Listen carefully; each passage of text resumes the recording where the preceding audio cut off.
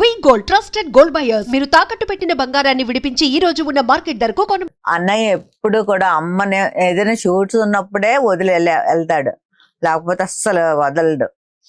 వెళ్ళినా కూడా రోజుకు ఒక 10 సార్లైనా ఫోన్ చేస్తాడు, అమ్మ ఏం తిన్నది అంటే మా వదిన శిరీష.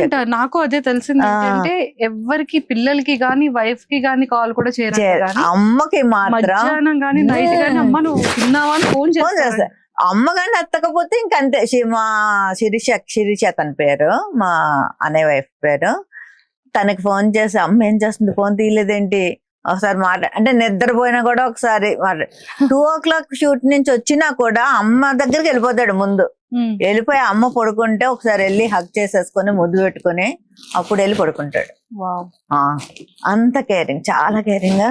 ఫుడ్ విషయంలో కూడా చాలా తనకి అలా చెప్తూ ఉంటాడు, ఇది తినొద్దమ్మా అంటే కొంచెం ఏజ్డ్ అయింది కదా, నువ్వే ఉండాలి మాకు ఎంత వీలైతే అంతకాలం అన్నట్టు.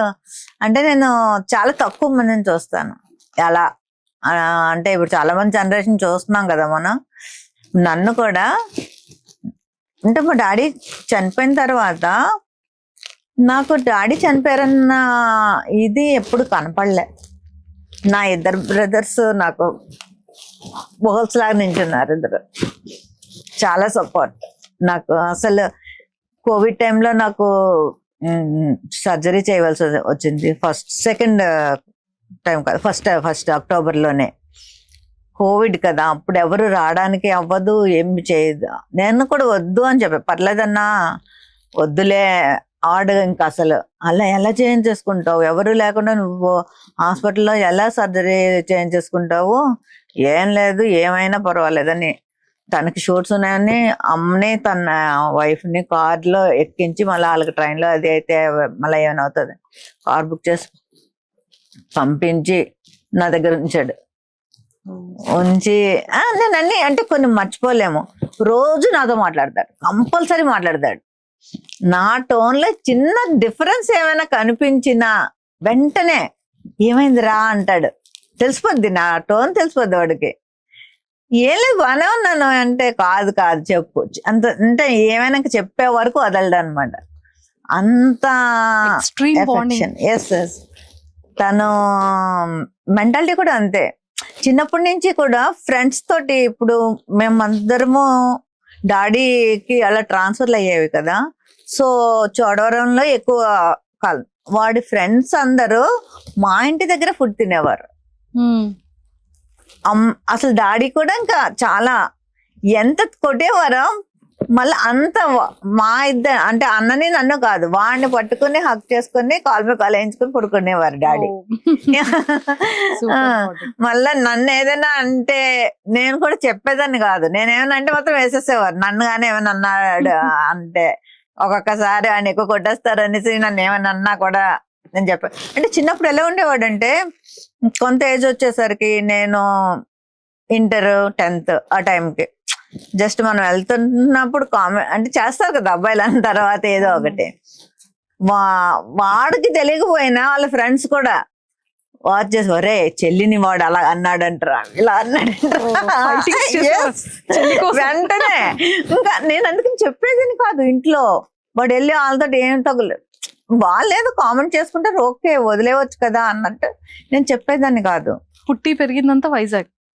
పుట్టి పెరిగింది నేను పుట్టింది అంటే డాడీ ట్రాన్స్ఫర్లు కదా, నేను విజయనగరంలో పుట్టాను, తను పిఠాపురంలో పుట్టాడు అన్నయ్య. ఓ పిఠాపురం ఎమ్మెల్యే గారి తాలూకా.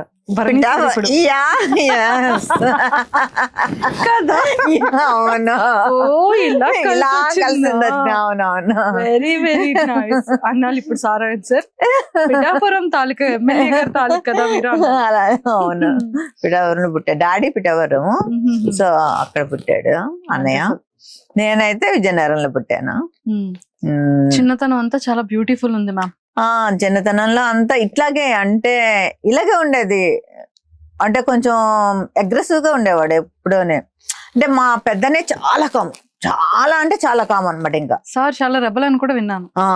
బాగా అసలు అంత రెబల్ ఇప్పుడు ఎంత సాఫ్ట్ అయిపోయాడు అంటే నేనే నమ్మలేకపోతున్నాను అసలు. ఇంట్లో కూడా ఇప్పుడు అమ్మ వరకు అమ్మ అంటే నన్ను సెకండ్ మదర్ అంటాడు వాడు ఎక్కువ, నా రెండో తల్లి అన్నట్టే ఫీల్ అవుతాడు. ఇంకా వాడికి ఏదైనా ప్రాబ్లం వచ్చినా కూడా నాకే చెప్తాడు అనమాట. సో ఇంట్లో కూడా వాళ్ళు ఎవరు చెప్పలేకపోతే నాకు చెప్తారు ఫోన్ చేసి, మా అమ్మ ఒకసారి నువ్వు వాడికి ఫోన్ చెయ్యి ఇది అది అని. అప్పుడు అంటే నేను కన్వే చేసే విధానం కొంచెం ముందు ఏదో టాపిక్ మాట్లాడి ఏంటి అప్పుడు ఆ చివరికి ఆ టాపిక్ వచ్చి ఏంటన్నా ఏంటి అని అలా కన్వే చేస్తాను మెల్లిగా. అలా చేస్తే అప్పుడు వాడికి అర్థమవుతుంది. అంటే ఆడికి కన్వే చేసే విధానం రావాలన్నమాట. అలా ఉండేవాడు. కానీ ఇప్పుడు అట్లా కాదు. చాలా కాలం అసలు చాలా డిఫరెంట్ గా నాకు అంటే సార్ తోటి పరిచయం అయిన తర్వాత చాలా చాలా కూల్ అంటే కూల్ అయిపోయాడు బాగా. మ్యామ్, మీ ఇద్దరికి భరణి సార్కి మీకు ఉన్న ది బెస్ట్ మెమొరబుల్ మూమెంట్ ఏంటి? బెస్ట్ సార్ విషయంలో ఇప్పటికీ కూడా సార్కి ఎక్స్ప్రెస్ చేయకుండా సార్ కోసం మీరు బాధపడిన సందర్భం ఏంటి?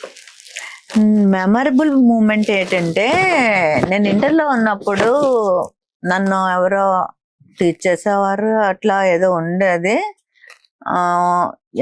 అది వాళ్ళ ఫ్రెండ్స్ ఎవరో చెప్పారనమాట సంథింగ్, చెల్లిని ఇలాగా వెనకాల ఫాలో అవుతున్నారు ఇది అది అని.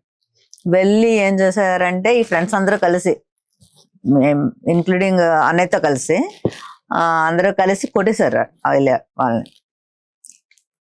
కొట్టేసి మళ్ళీ ఇంటికి వచ్చి కొట్టేసి నువ్వు ఎందుకు చెప్పలేదు నాకు అని నాతో గొడవ పడ్డాడు. పడితే లిటరల్లీ నేను 2 years మాట్లాడలేదు. 2 years నేను అస్సలు మాట్లాడలేదు. ఇంకా అలా తిరిగేవాడు, నా చుట్టూ తిరిగేవాడు. అయినా సరే నేను కావాలని అలా 2 years మాట్లాడలేదు. 2 years తర్వాత ఒకసారి వచ్చి ఇంకెప్పుడు ఇలా చెయ్యనరా ఇది అది అనుకుని ఇంకా అట్లా చేసేసరికి అది నాకు అది అయితే ఆ మూమెంట్ ఇప్పటికీ కూడా అది అలా కళ్ళకి కట్టినట్టు అనిపిస్తుంది అన్నమాట.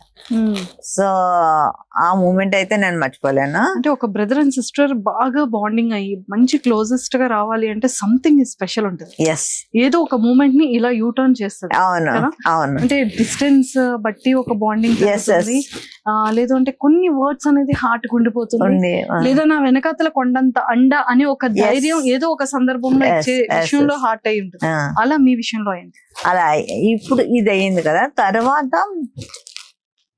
ఏ రోజు కూడా నేను ఎప్పుడైనా ఏదైనా అంటే వాడి దగ్గర ఉన్నా లేకపోయినా నేను అడిగాను అంటే అసలు ముందు వెనక ఆలోచించడు. ఇంకా అది అడిగింది వెళ్ళి ఇచ్చేయాలి అంతే, అదే ఆడి మైండ్లో ఉంటుంది. ఎలా అయినా సరే ఆడి దగ్గర ఉన్నా లేకపోయినా వెంటనే పంపించేస్తాడు అన్నమాట. అది నేను అసలు ఎవరి దగ్గర కూడా నేను అంత అంటే నేను చాలా ఫ్రీగా ఉండగలను. మ్యారేజ్ అయ్యి వచ్చేసినా కూడా నేను ఇప్పటికీ కూడా నాకు ఇట్లాంటి బ్రదర్స్ దొరికారు అన్నది మాత్రం నాకు ఇద్దరుని. సో అంటే పెద్దన్నయ్య ఎక్కువ మాట్లాడు కామ్ కాబట్టి తను ఫోన్ చేయడు. చిన్నన్నయ్య మాత్రం రోజు ఫోన్ చేస్తాడు. రోజు ఫోన్ చేసి ఎలా ఉన్నాం అది మాత్రం ఖచ్చితంగా అడుగుతాడు. రోజుకి ఒక్కసారి అయినా సరే ఎలా ఉన్నారా ఏంటి అన్ని ఒకసారి వెళ్ళిపోయే ముందు లేదా జిమ్కి వెళ్ళే ముందు చేసేసి మాట్లాడి ఆ రోజు కంప్లీట్ అనమాట. మీకు విషయం తెలుసా, అసలు బయటికి వెళ్ళాలి అంటే నాకు ఇప్పటికీ కూడా నేను చెయ్యను. అంటే అమ్మ అంటే నాకు చాలా, మదర్ అంటే అందరికీ ఇష్టం ఉంటుంది. అసలు బయటికి ఎప్పుడు వెళ్ళినా కూడా అమ్మ కాళ్ళకి దండం పెట్టకుండా బయటికి వెళ్ళాడు. అమ్మ కాళ్ళకి దండం పెట్టి ఎంత అమ్మ ఎక్కడుంటే అక్కడికి వెళ్ళి కాళ్ళకి నమస్కారం చేసి వెళ్తాడు. ఎన్నిసార్లు వెళ్ళినా డేలో బయటికి, మళ్ళా వచ్చేస్తాడా, మళ్ళా ఈవినింగ్ వెళ్తున్నాడా, మళ్ళా దండం పెట్టుకుని వెళ్తాడు. సో ఆ లాకెట్లో అది అంటే అందరూ వేరేగా అనుకున్నారు. నాకు తెలుసు అది ఎందుకు అంటే అప్పటి వరకు నాకు తెలీదు ఆ లాకెట్ పట్టుకెళ్తున్నాడు అన్న విషయం. అలాగా నాకు అసలు స్పెషల్ ఏమిటంటే అదే నేను చెప్తున్నాను. ఇప్పుడు అమ్మను వాడు అన్ని రోజులు అలా విడిచిపెట్టి ఉండలేదు. అంటే ఎక్కడికి వెళ్ళినా ఫోన్ లో కాంటాక్ట్ మాట్లాడేవాడు. ఫోన్ లో మాట్లాడతాడు.